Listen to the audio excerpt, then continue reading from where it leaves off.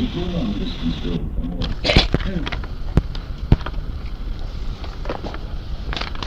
the speaker? I mean, where's the mic? That's there. Oh, that's. It'll You don't have to speak into it, but that's where Right, it goes. don't. I know, mine is like that. Oh, It'll it pick you up. is this comfortable, or do you want me to sit in front of you? Is that? I'm comfortable. Oh. Right. Okay. Now, Is the tape on? Yep. Oh, it is? Okay. Well, I wanted you to say again today what you told me last night. If you could start with when you were at that seaside resort, the hot spring resort with Yes. your mother and your aunts. And yes. start with that and tell how you got the telegram and you bumped into your cousin Luther. Okay. Just forget the machines on. Do I have to say it was a... Just pretend the machine's not even there, and, When I was about 7 years old, my mother and my aunt and her daughter and her children and her husband, we all went to Hot Springs, near Skandaron it was. And we were there in a hotel, whatever hotel it was. And we were there one day, I saw a car stop there. First time I saw an automobile. And all generals or uniformed people get out of it. And this chauffeur had all leather suit on and big eyeglasses because car was open. There was no thing. And he came in the hotel. When he opened his eyes, we saw that was my cousin, my mother's nephew. His name was Luder. So, Luder, what you doing here? He said, well, I've been chauffeuring these dogs, he said, to taking them to Aleppo. He said that they're up to no good. What I gathered from it, he said, they going over there to steer a fire around there. While he was in America 18 years, he knew English, and he could understand different things, I guess. He gathered from that conversation, they're going over there to do something to Armenians. And he said if he had the power, he would kill them before he takes them to Aleppo. But he couldn't do it, of course. And then after they left, next day, we had a telegram from my father asking us to come home right away. We were supposed to be there about a month. We left, maybe we were there a week or two, I don't remember. So we came back to Aintab.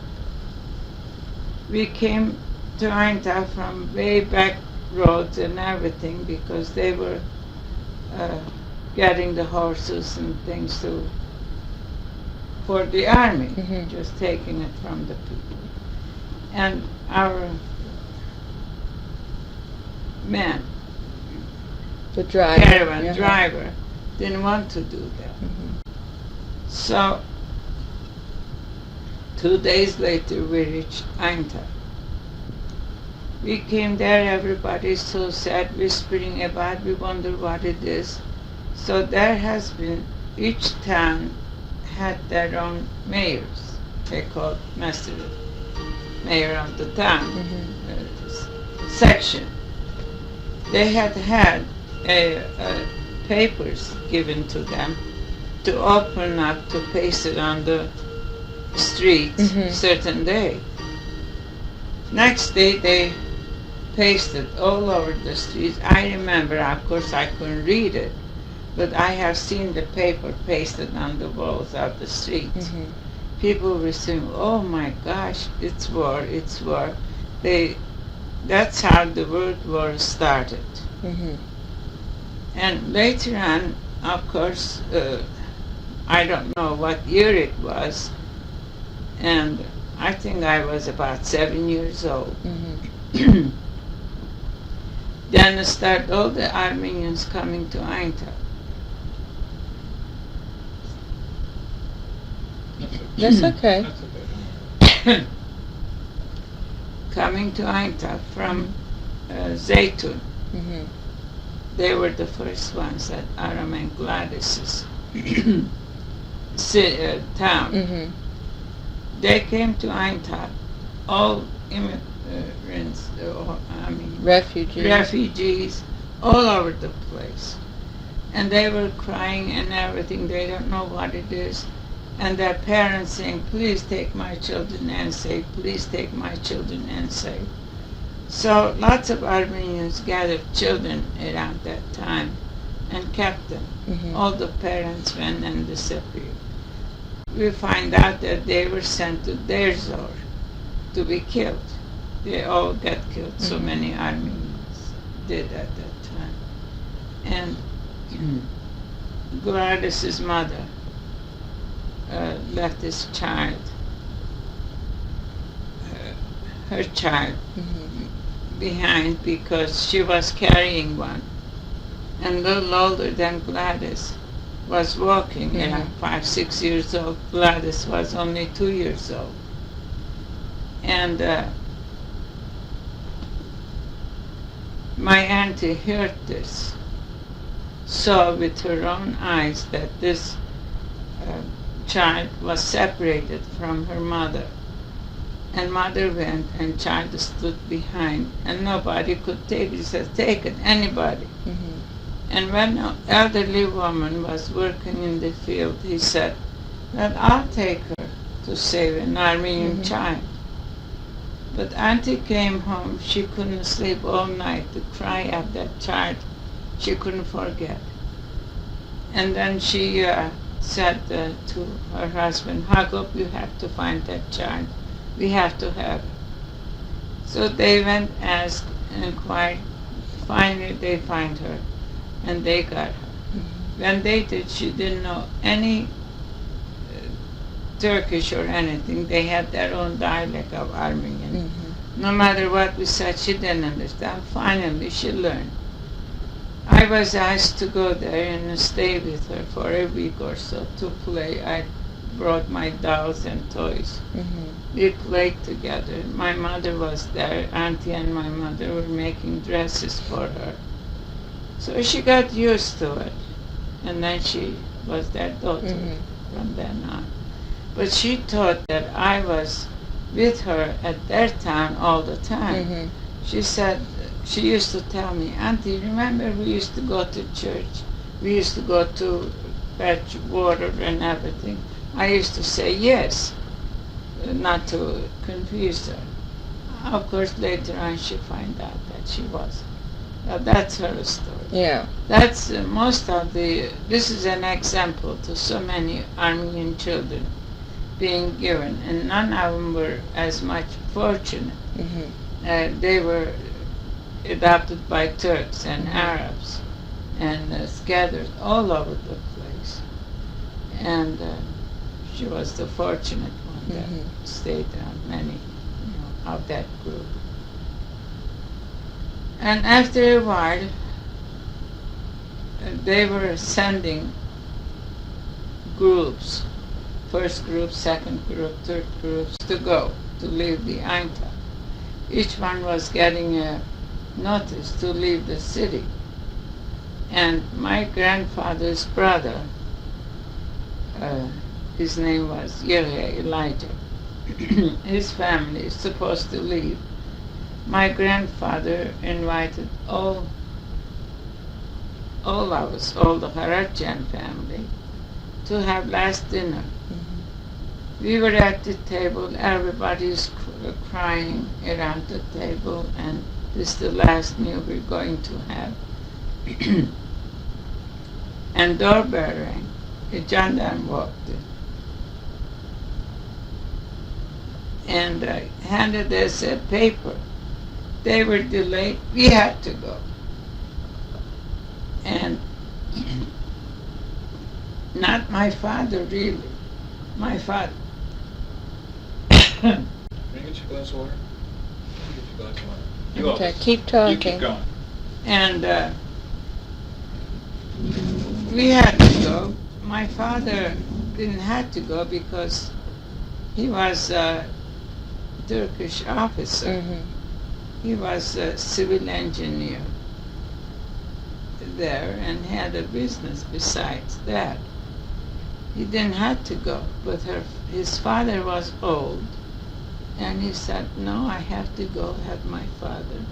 And older brother wasn't too strong, said, I have to go and be with my father.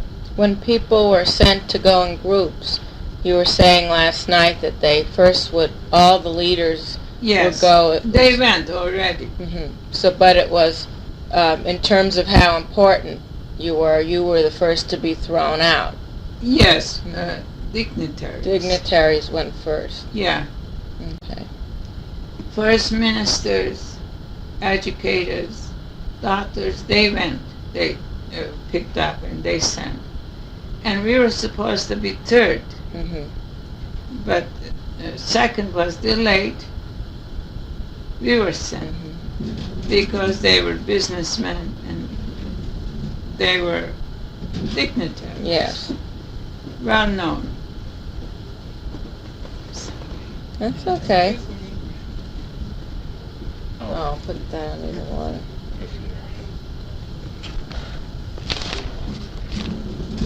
There you go. Let me just interrupt Yes. and ask you one other question before I forget, and then you continue on. When you bumped into your cousin Luther, Yes. and he was chauffeuring the car with the officers, Yes. you told me last night that they were speaking German. Yes. Were they German officers? Yes, they were German officers. He said they are German officers.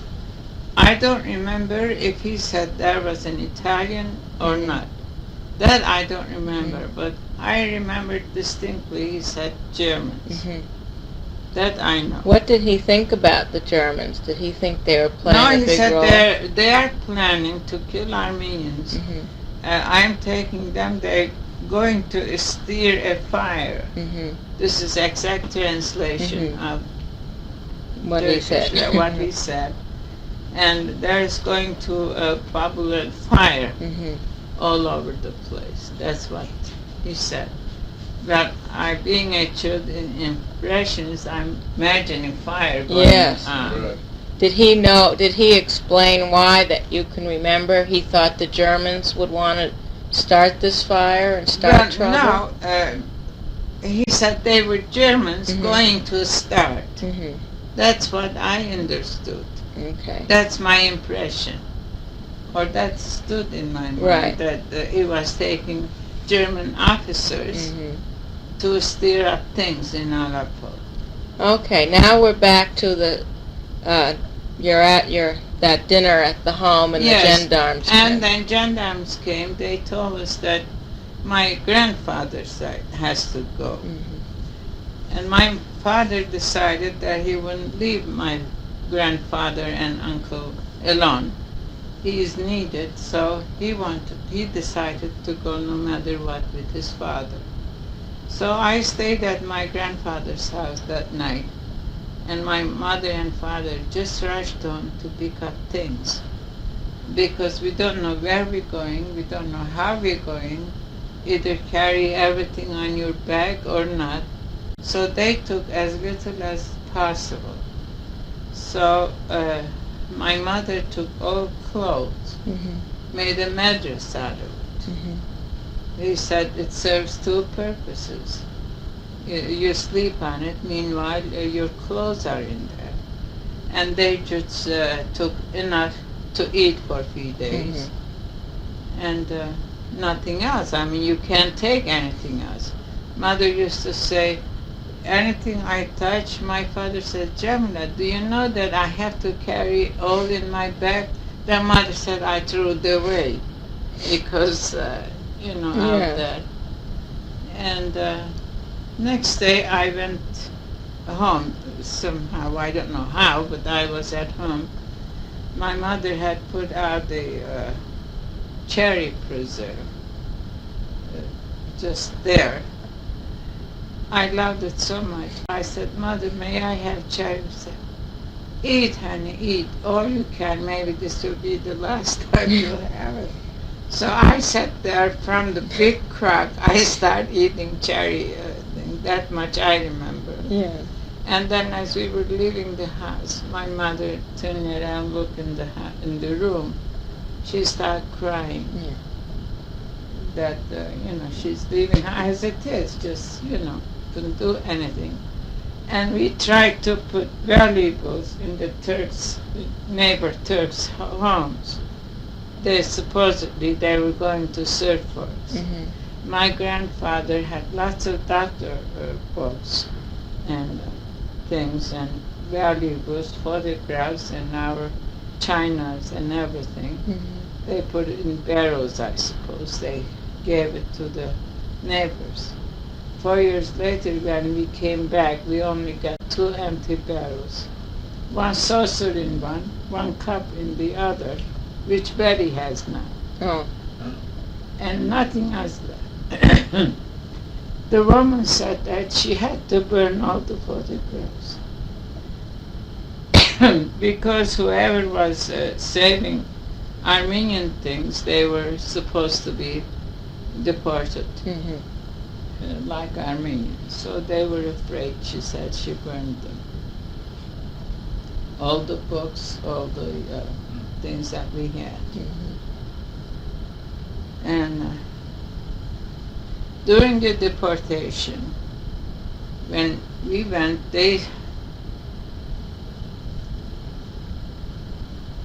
we went, I don't know how many days. Mm-hmm.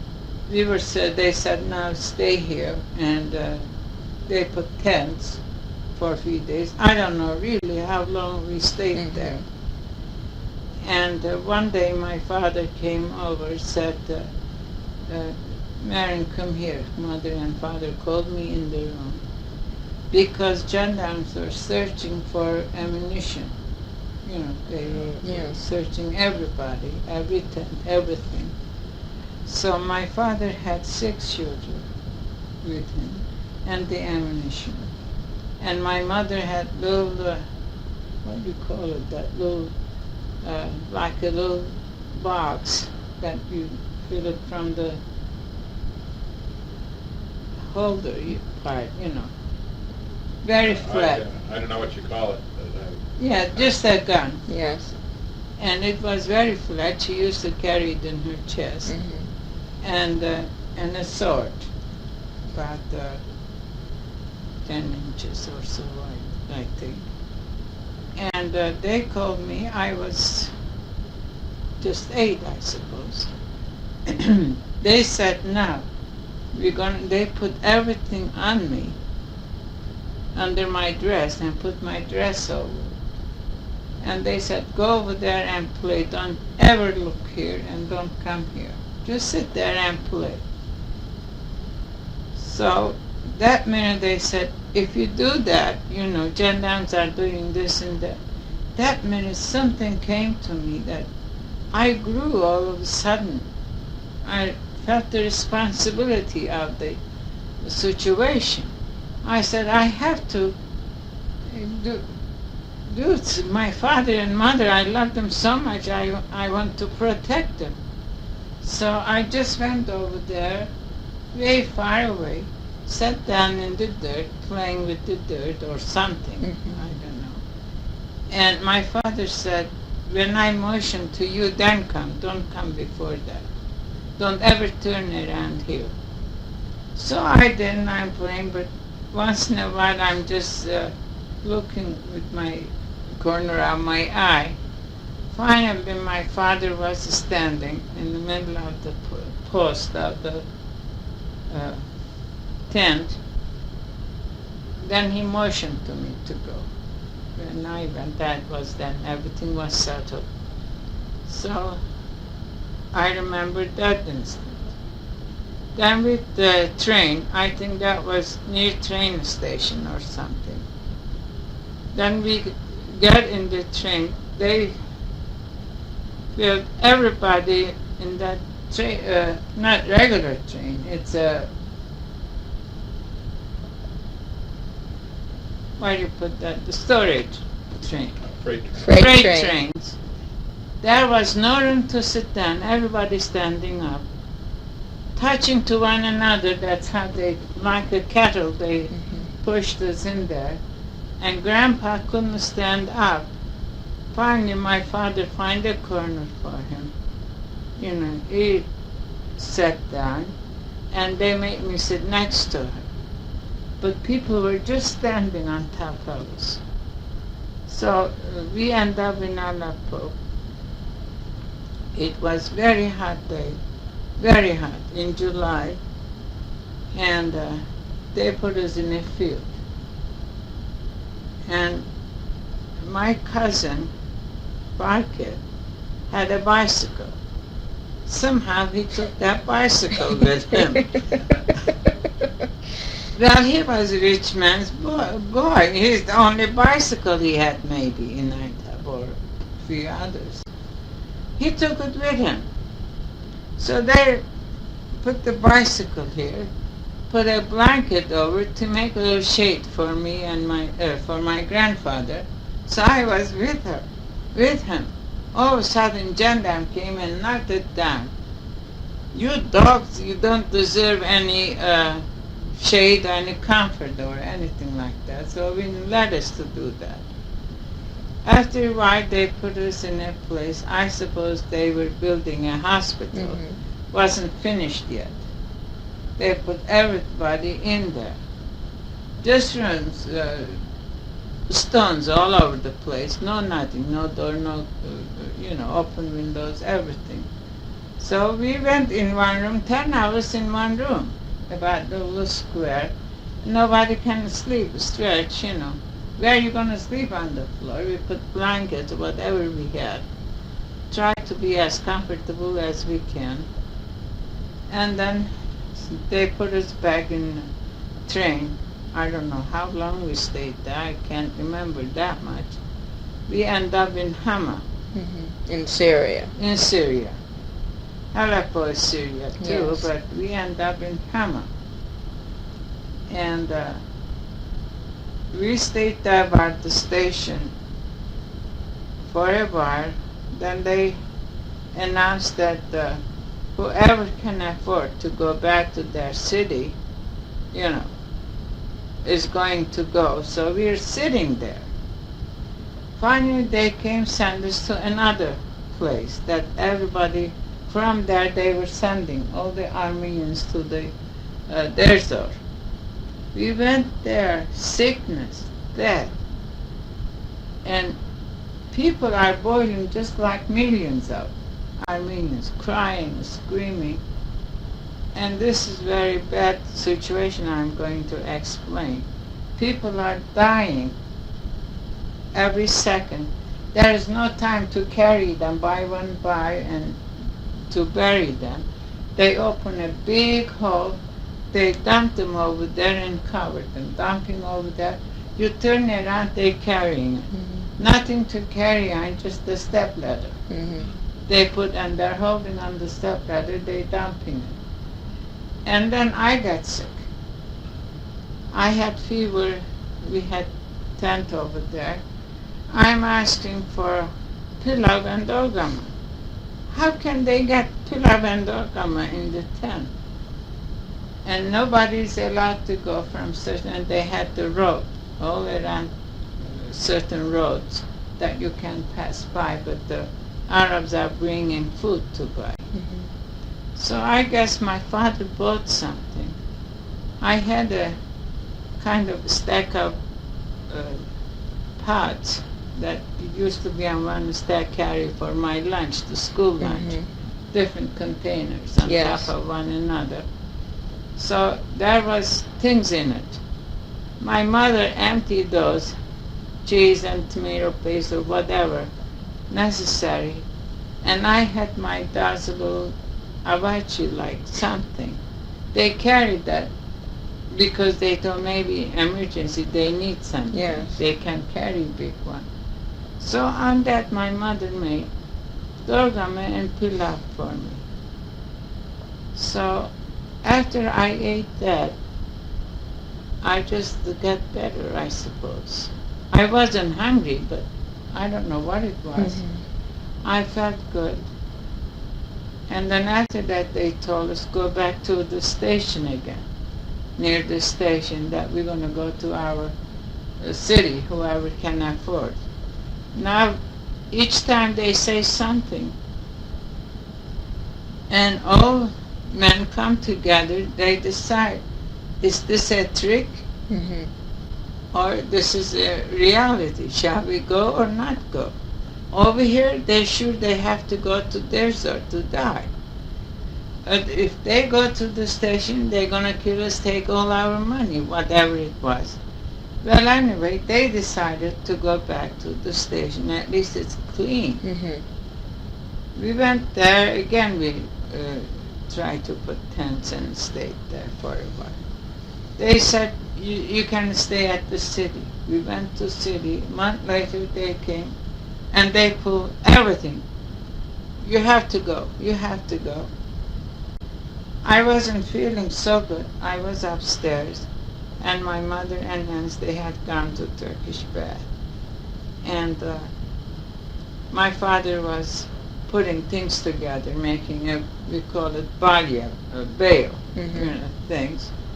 And all of a sudden, gendarmes came to him and pushed him from his back of the gun.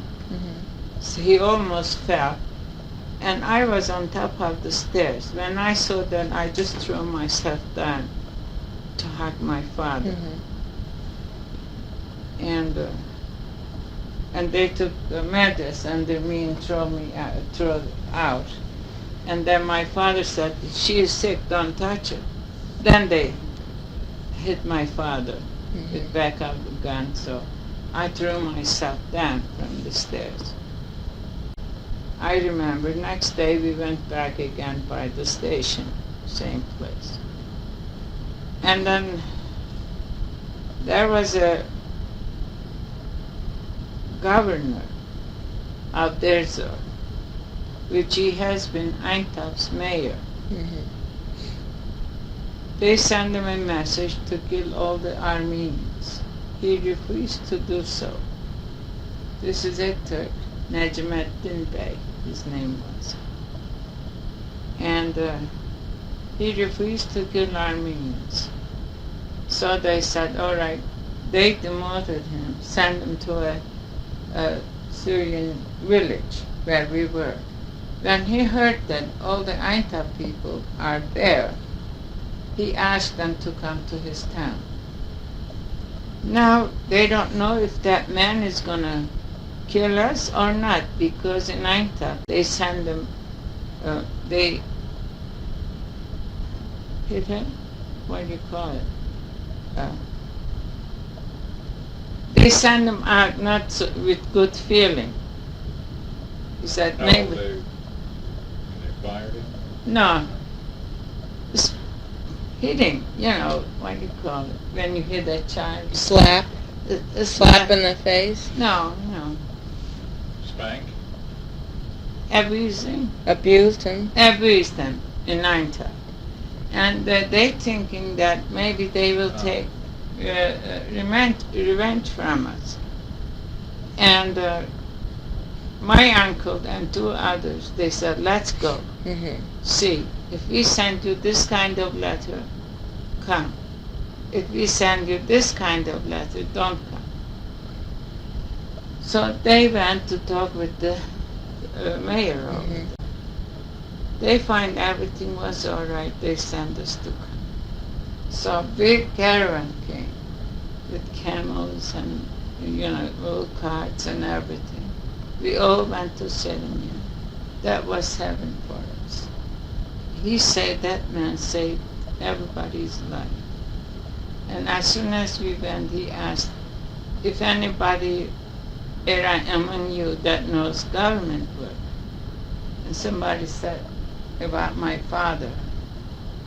And my father went right away. He was in government until 3.5, 4 years. He stood with the government. And they gave him from one position to the other, one position to the other. Did you live in a small house or a tent, or No, how did you live? we had houses. Mhm. Their houses is like a cone shape, Oh, uh-huh. all over the place. That's a village. Mhm. But they have built their homes for the officers, Turk officers. Mhm. So they have houses and they have, so we rented their house. The thing is, I can't think of the words fast Yeah, enough. that's all right. Oh, that's all right. That's, So you're you- doing great. Just, Right, you were saying you lived in these cone-shaped houses. No, I didn't. That's No, the the villages. Turkish That's- officers. No, officers have beautiful homes. Oh, okay. The village people lived Villages. Okay. When you go to the village, all you see is cone-shaped Mm-hmm. homes. But there are houses Mhm. also. So we rented the house, grandfather and Kulinas. We stayed in a big house. So we had several rooms, each one got a room. Mm-hmm. We were comfortable. We changed houses from one time or the Mhm. other to the better one or whatever. But we were most fortunate among the people there. All the autopsies too. But meanwhile, my father's being a civil engineer, he said to the mayor over there, "Why don't we better the city? What's this? It's like in the middle of the town, there is a dump. Hmm. And they burn smells all day. So let's clean this up and make a beautiful cafe and gardens here instead of this." My father's idea was to find work for the Armenians. And so for that reason, lots of Suvasis, Sepasta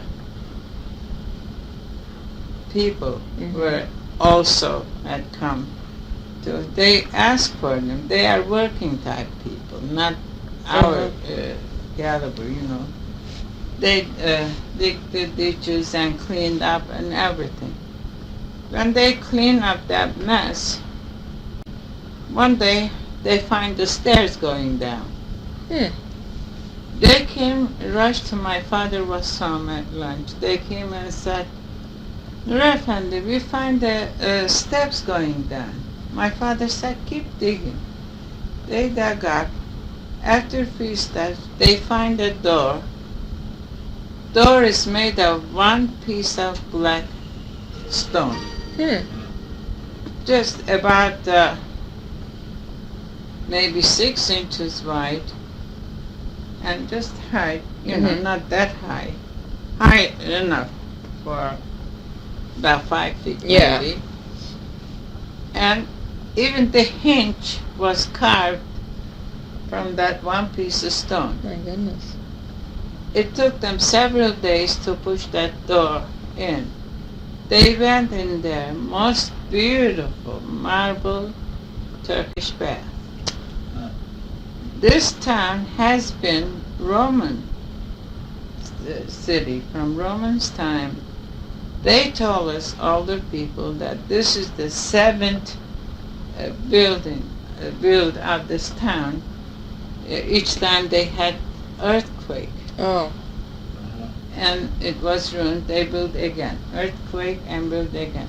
And by the way, all the houses and the things are built, all Greek letters. Mm-hmm. Sometimes they don't know where they put upside down, sideways, whatever it is, but all writings on the walls, all over the place. And they went in the Turkish, that bath, from Rome, it's white marble. They had all antique stones all over. My father used to say, "If I only had one of them, I'd never have to work again my life." Of course they couldn't. Yeah. And then they find people. They cleaned it up. They put it in working condition. Mm-hmm. It's a Turkish bath now for that town. beside that, he had it built a nice cafe, outdoor cafe. People enjoyed that. And he said to the governors, why don't you have buildings, beautiful homes? We have lots of builders here. So each one started to build their beautiful homes for themselves. So they kept several hundred Armenians kept alive in that thing. I'm not taking credit, but my father was instrumental for that thing because he had connection with them. And then new gendarme came. He was the person that gets the people sent to soldiers. What do you call that? Like a recruiter? Yeah, head officer that sends gets the people sent to the army. I don't know how you call it. I guess like a recruiter would be, right? Yeah, maybe. And he said, what's this? He was very Turk and very against Armenians. Who is this Armenian man that left from everybody? Next day he had my father and put it in a prison like. Not prison, they couldn't put him in the prison. He was sitting out there in the chair. Early in the morning, a news came to the house that this is what happened. Meanwhile, that same, it's not same mayor at this time, different one came, young man.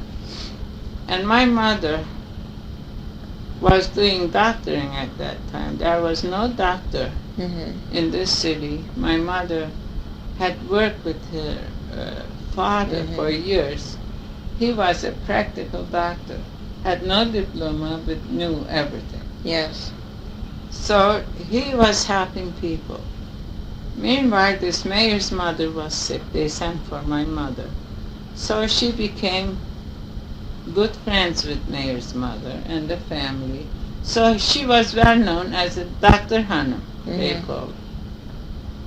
So when mother heard this news, rushed over to mayor's, said to the mother.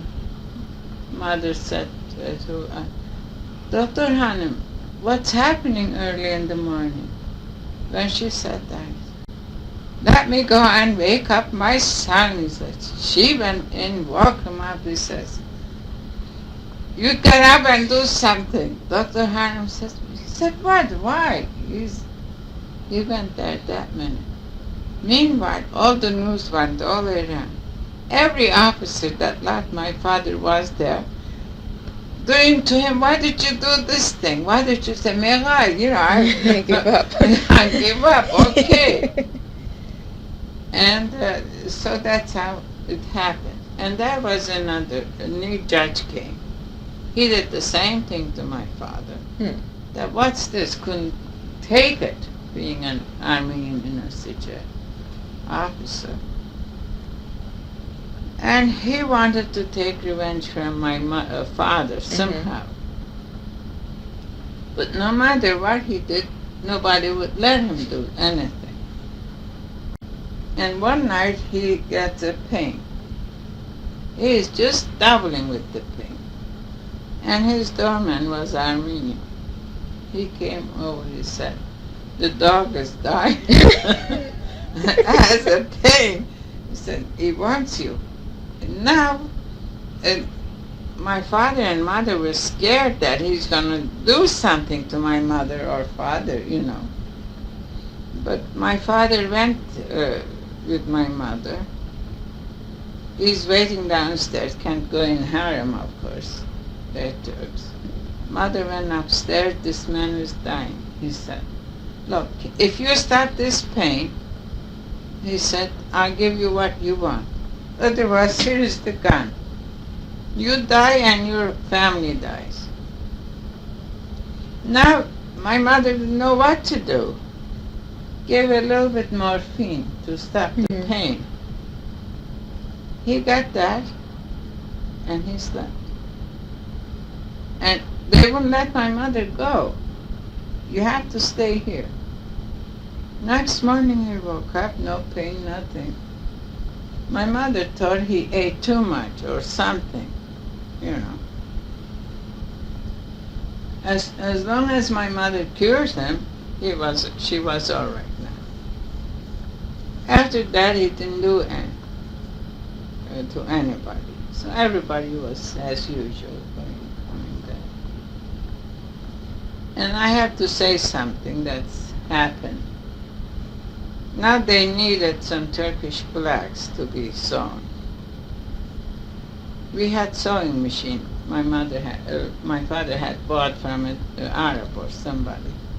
We had a sewing machine. He brought home white material and red material to cut and make a Turkish star and the moon on the flags. So my mother's sewing it. She says, "Oh, this thing," he says, "I hope someday," my mother said, "I will rip them as I saw from the white so we could hold white flag to the, you know." And one day now that no more government left, 2-3 days, nobody's there. Arabs coming, burning Turks' homes, and they did mischief not to Armenians, to the Arabs, officers. Now officers are so afraid of themselves, they're running to our house. This judge, said, "Nur Efendi, do something, save my life, do something." So my father went and hired a cart and put them in there, like farmer's cart, Yes. With the horse and buggy. They put them in there in the middle of the night and sent them away. And so 2 or 3 families like that. One was very nice person. There was a agriculture college over there. I don't know how come that happened. Yeah. And this dean of the college was very well educated person. And his wife had 3 brothers in Istanbul as advisors to the king. So they were very high-class people, well-educated. And that the woman knew 7 languages and used to read all the Greek letters, writings, yes. whatever it was. On our door there was a big stone written, says, "Outdoor." He said, "This is from the Bible." Oh. I mean, olden, not Bible, a saying from Anyway, your book, she said. And they came over.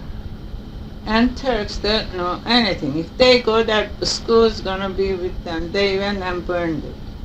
I remember we going up to the roof and watching this burning. That man was crying. And same way, at night, my father sent them also. So this time now they asking us to save them. And after 3-4 days, we heard that British soldiers are coming to take over the town. Now there is nobody to hand the town to them or to hold the white flag. My father did. He came home that morning and said, "Jamla, here's your wish. Take the star." And gladly my mother ripped the red star and the moon from the white flag and gave it to my father. My father stood at the gates of the cafe that he built in the middle of the town, stood there and held the white flag. And so I was there and watching him, and soldiers passed by. So that's what happened. After that, everybody thought that they go to their city back to come to Aintab or wherever. My mother insists that we won't come back. We'll go to America. She says, "We are halfway here, only day away from Beirut. Let's go, let's go." My father said, no, let's go and gather our property and sell and what's what. My mother said, never mind anything, we don't want that, let's go. But anyway, it didn't happen. We came back to Eintop, and then Civil War started in Eintop. And April 1st, 1920, that day, I went to school that morning. Shall I say it, or it's written there? No, keep going. Just keep No, going. I said it, Well, anyway, I was at the school. Finally, that late afternoon, my father found me, and we came home. After a while, my uncle was visiting us from Aleppo. Mhm. As you remember, during the Second World War, all the children from England they sent to America to be saved. I was so precious, I suppose. My uncle took me with him to go to Aleppo. Mhm. And I went there. I was in Aleppo about 4 months. I traveled with them with a French convoy. Mhm. And after several days, we went to Aleppo, stayed with them. And then I used to get letter once in a while with the day the convoy was coming back. This time I got letter from my mother, not my father. Mother said, your father was out. And so I'm writing this in a hurry. Everything is all right here now. I want you to come back. So, being a child, I was 14 at that time. So, whereas my father had died, she didn't write to me, and my uncles knew, they didn't tell me. My mother wanted me back, so they put me back in the convoy, so going back. But certain place where the train stops, no more train, then from then on you have to travel with the convoy. Mhm. I was in the train, just got out over there, and people are coming from Eintop, getting in the train to go. We're vacating Eintop. And train just left, an elderly man said, honey, train is leaving, why don't you go? You missed the train, your parents. I said, no, I'm going to Eintop. Are you crazy or something? The old man said, everybody's running from Eintop, how come you're going? I said, my parents want me to go back to Eintop. Who's your parents? I said, Merin Kharajian. Oh, the one that died 3 weeks ago? I said, no, my father. I said, don't I know him? He's Nurafan, the Stepan Agha's son. He got shot and died. Now I don't know what to say. Yeah. I am only girl, only woman in whole thing. French army and Armenians convoy that getting things to Eintop,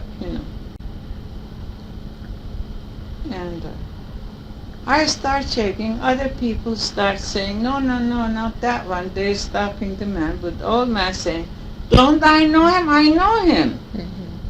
So finally I was just, you can imagine. And then a man just gave me a glass of water. Here, honey, he said, take this water. I drank the water. Then the man that's supposed to take care of me until we go home, there was a caravan master. He brought me boots up to my knees, and Arab burnous, and a agil and kafia, they call it. Like Arabs put on their Yes, head. heads, I was dressed up like an Arab boy. He said, cover your face and put this on, just walk like a man, so French soldiers won't see me. So 3 days we traveled like that. At night they used to put two cars side by side, just a little room in between. Mm-hmm. They put me there. One brother was on this side, the other was on that side. They used to cover it with their packages, Mm-hmm. so that nobody would see me. Yes. So finally we came to Eindhoven that day, where they stopped. From then on I had to walk home. When I took my everything, French soldiers came. They were just going to take me apart. Mm-hmm. And others came and they stopped them. And this man said to the other man was going to Eindhoven, he said, take her with you. The others were walking back to the city. He brought me home. I came home. My mother, my aunt, everybody was in black. I realized that it's true. And now it was very hard for me. So my mother said, let's go up. No, I don't want to go up in the room. No, I don't want to. Finally I did. It was very hard for me. Mother and I stayed there until next April. This was in September. Mm-hmm. End of September I came home. April, all the Turks, war stopped. Turks again ordered us to leave the town. Not one Armenian has to remain in this Eindhoven. Meanwhile, my Kharajian uncles, Mm-hmm. they still doing that, renting cars and trucks and everything. They had Luder's father Mm-hmm. and Luder. They had big trucks coming to Eindhoven, filling up the people and taking to Halle. Mm-hmm. And the chauffeurs came that night, their chauffeur. My uncle sent the news that bring my sister Jamla and her child with you. They came and said, we're going to leave in the morning. Your brother said we have to take you. So in one evening, we didn't sleep all night, we packed. Next day, we got in the guard and we traveled. And we went to Aleppo. That was Good Friday. Mm. We arrived there. And next day we looked around, we found a room, mother and This is I. 1921. 1921. Mm-hmm. Yes, 1921 April, Mm-hmm. Easter. We find a room in a Armenian family. Her husband and son were dentists. Each was in different city. Mm-hmm. But mother and daughter-in-law and a child was in this house. They building a house. They couldn't finish it. That's why they went other cities to earn more money. So there was no man in the house. Mm-hmm. So there was a back room someplace. We rented there. It's fine. We stay here. Mother and I stayed in a room. It was about this size, Mm-hmm. not big. So we planned to come to America.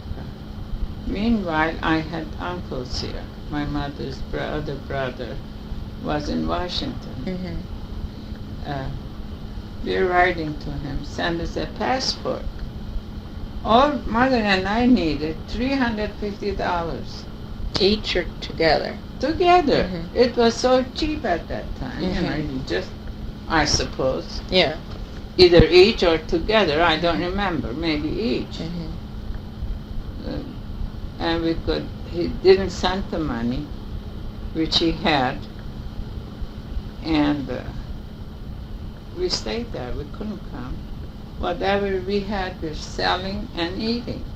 Meanwhile, whoever knew my mother was doctoring, and they're calling her, they're coming to her, so she was earning a little bit money, but not too much. We are just waiting from day to day to come to America.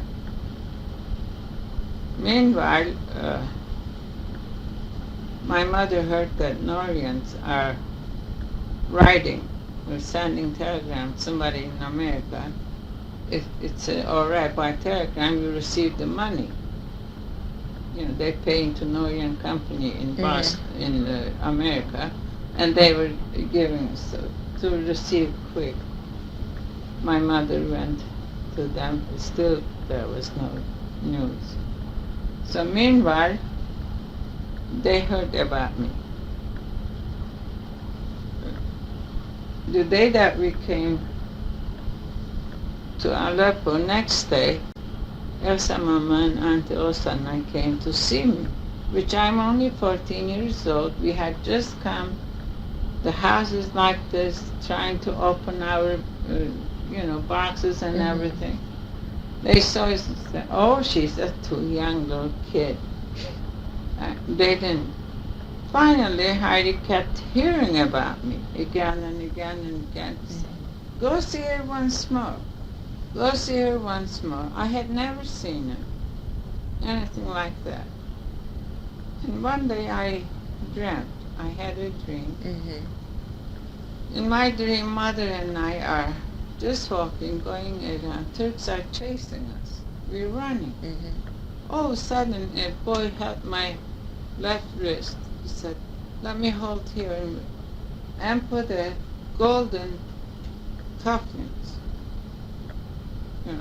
on my and on his. Not what? Handcuffs? Handcuffs. Put golden handcuffs on your wrist and his wrist. His wrist, and it was gold. I said, "Why are you doing that?" He said, "Oh, this way we won't get lost. We'll run together." I said, "But I have my mother." He said, "All right, we'll wait for her." And then my mother came, 3 hours to start running. But that man, I got up and, "Who was he?" I said, "I don't know." He was a round face, large eyes, had a Palm Beach suit on, a straw hat. Did he have a flat head in the dream? No, I had a head on, a straw hat. Fair with that. And he had a white umbrella. I'm just describing this. My mother said, "Shush, girls won't talk like that. Never mind the boys and this and that." Well, I said, "I'm just telling you the dream." Just 3 weeks later, doorbell rang. I went to the door. This man that I saw in my dream standing there. Palm Beach suit, white suit, straw hat, and an umbrella, white umbrella, white silk umbrella, standing there. He came. He said, "Is this our journalist?" I said, "Yes." He came in. You see, the house was so the kitchen was under. Kitchen was 2 steps down, the courtyard, and then kitchen was underneath the room that we had. So my mother was in the kitchen. So he came in. I said, "Come in." He came in. And I didn't shake hands with him, Yeah. He said, like that. Let me just